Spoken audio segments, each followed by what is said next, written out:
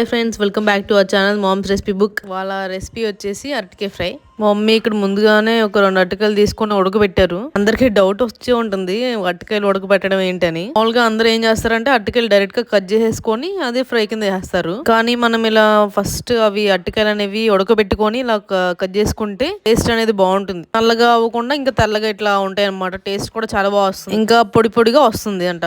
మీరు కూడా ఇలా అరటికాయ ఫ్రై చేసేటప్పుడు ఇలా ఉడకబెట్టి ట్రై చేయండి. టేస్ట్ అనేది చాలా బాగా చూసారుగా ఎంత స్మూత్ గా అవుతుందో. ఇలా పండు పైన తొక్కు కూడా మనం ఏం చెక్కర్లా వచ్చేస్తుంది ఈజీగానే. దీంతో పాటు ఆనియన్ ఇంకా పచ్చిమిర్చి కూడా వేసుకోవచ్చు, బాగుంటుంది టేస్ట్. చూస్తున్నారుగా ఇలా తాలింపు తీసుకొని రెడీ పెట్టుకోవాలి. ఒక కడాయిలో ఆయిల్ పోసారు ఫస్ట్. ముందుగా ఆవాలు, జీలకర్ర, శనగపప్పు అవన్నీ వేసి వేయించాలి. అన్ని వేగుతూ ఉంటాయి. వేగిన తర్వాత ఒక 2 ఎండుమిర్చి వేసుకోవాలి. ఇట్లా చూస్తున్నారుగా. ఇంక ఇప్పుడు ఇందాక కట్ చేసి పెట్టుకున్న పీసెస్ అన్ని ఇట్లా వేసుకోవాలి. మమ్మీ వేస్తున్నారు. పట్టడం వల్ల అంత వైట్ గా ఉన్నాయి చూసారా. మామూలుగా అయితే బ్లాక్ అయిపోతాయి, అవి కూడా స్మూత్ గా కూడా ఉండవు. ఇప్పుడు ఒక 2 స్పూన్స్ దాకా పసుపు వేసుకోవాలి. పసుపు కూడా హోమ్ మేడ్ పసుపే, మా ఇంట్లో చేసింది. ఇంకా సాల్ట్, రాక్ సాల్ట్ యూస్ చేస్తాం. ఇంకా సాల్ట్ వేసుకొని మిక్స్ చేసుకోవాలి.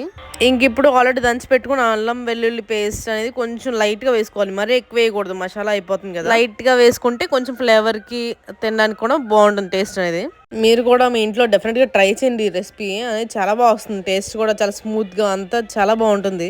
చూసారుగా ఇలా ఫ్రై అయిపోతుంది. ఇప్పుడు నెక్స్ట్ ఒక 2 స్పూన్స్ దాకా లైట్ గా కారం వేసుకోవాలి, తగినంత. అంటే లాస్ట్ లో వేసుకోవాలి ఇట్లాగా.